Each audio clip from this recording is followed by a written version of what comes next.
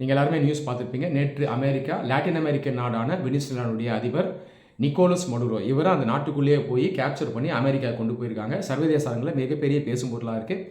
வெனிசுலாவுடைய கூட்டாளியான Cuba இதற்கு கடும் கண்டனத்தை தெரிவிச்சிருக்காங்க.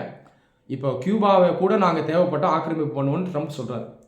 சரி, நிக்கோலஸ் மடுரோவை பிடிச்சதுக்கான காரணம் என்ன சொல்கிறாங்கன்னு பார்த்தீங்கன்னா, இவர் ஒரு சர்வாதிகாரி, அமெரிக்காவுக்கு எதிராக செயல்படுறாரு, இந்த பகுதியை அச்சுறுத்துறாரு, அது இல்லாமல் ட்ரக்ஸ் ஸ்மக்லிங், ட்ரக்ஸ் சேல்ஸ்க்கும் இவர் சப்போர்ட் பண்ணுறாரு அப்படின்ற அடிப்படையில் இவரை நாங்கள் பிடிச்சிருக்கோன்னு அமெரிக்கா சொல்கிறாங்க. சரி, முதல் முறையாக அமெரிக்கா இன்னொரு நாட்டினுடைய தலைவரை இந்த மாதிரி கேப்சர் பண்ணுறாங்களா அப்படின்னு கேட்டிங்கன்னா முதல் முறை கிடையாது. இதே லாட்டின் அமெரிக்காவில் பானமான்ற ஒரு நாடு இருக்குது. இதற்கு முன்னாடி அங்கே ஒரு சர்வாதிகாரி இருந்தார், அவர் பேர் மேனுவல் நொரைகா, அவரையும் இந்த மாதிரி தான் பிடிச்சிட்டு போனாங்க. அடுத்து ஈராக், அங்கே சதாம் ஹுசேன் என்ற லீடர் இருந்தார். 2003 அமெரிக்கா அந்த நாட்டை ஆக்கிரமிப்பு பண்ணி அவரை பிடிக்கிறாங்க. காரணம் என்னன்னு சொல்கிறாங்கன்னா, சதாம் ஹுசேன் கையில் நியூக்ளியர் வெப்பன்ஸ் இருந்தது, அதாவது அணு ஆயுதம் இருந்துச்சு. இதை வச்சு அந்த பகுதியை அவர் அச்சுறுத்துறாரு, தேவைப்பட்டால் மற்ற நாடுகளை அட்டாக்கும் பண்ணுவார். அதனால் அவர் பிடிக்கணும்னு சொல்லி பிடிச்சி வேகமாக கொண்டு போய் ஒரு ட்ரையல் நடத்தி அவருக்கு மரண தண்டனை அவங்க கொடுத்தாங்க. அவர் அதுக்கப்புறம் இறந்தும் போயிட்டார்.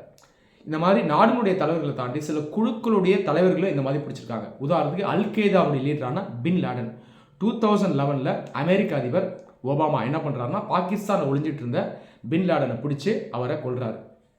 சரி, இதில் வேடிக்கை என்ன பார்த்தீங்கன்னா, அமெரிக்காவுக்கு எப்பயுமே ஒரு டபுள் ஸ்டாண்டர்ட்ஸ் இருக்கும். இந்த மாதிரி நிறைய லீடர்ஸோட அவங்களே ஒரு காலத்தில் ஒரு கனெக்ஷனில் இருந்திருப்பாங்க, ஒன்றாவே ஒர்க் பண்ணியிருப்பாங்க. ஆனால் ஒரு ஸ்டேஜில் அந்த லீடர்ஸ் அமெரிக்காவுக்கு எதிராக போயிடுவாங்க.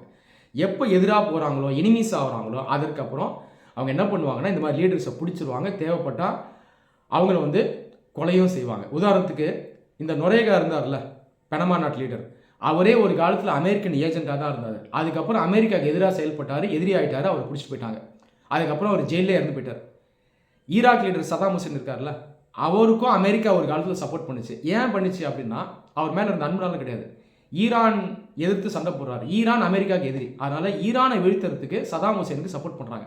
அதுக்கப்புறம் சதாம் ஹுசேன் அமெரிக்காவை எதிர்க்கிறாரு. எப்போ எதிர்க்க ஆரம்பிக்கிறாரோ அவர் எதிரி ஆகிட்டாரு, அவர் பிடிச்சி போய் கொண்டுட்டாங்க. ஒசாமா பின் லாடன் இருக்கார்ல, அல்கேதாவை ஸ்டார்ட் பண்ணதில் அவர் ஒரு முக்கியமான நபர்.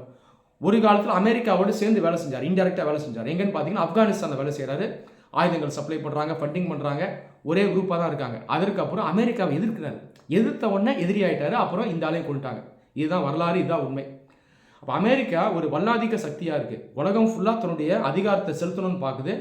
நிறைய லீடர்ஸோட ஒர்க் பண்ணுவாங்க, தப்பானவர்களாக இருந்தாலும் பயங்கரவாதிகளாக இருந்தாலும் ஒர்க் பண்ணுவாங்க. எப்போ தங்களை எதிர்க்கிறாங்களோ அவங்க எதிரி ஆகிடுவாங்க. அந்த நேரத்தில் அந்த லீடர்ஸை கேப்சர் பண்ணுவாங்க, தண்டனை கொடுப்பாங்க, ஜெயிலில் போடுவாங்க, தேவைப்பட்டால் கொலையும் செய்வாங்க.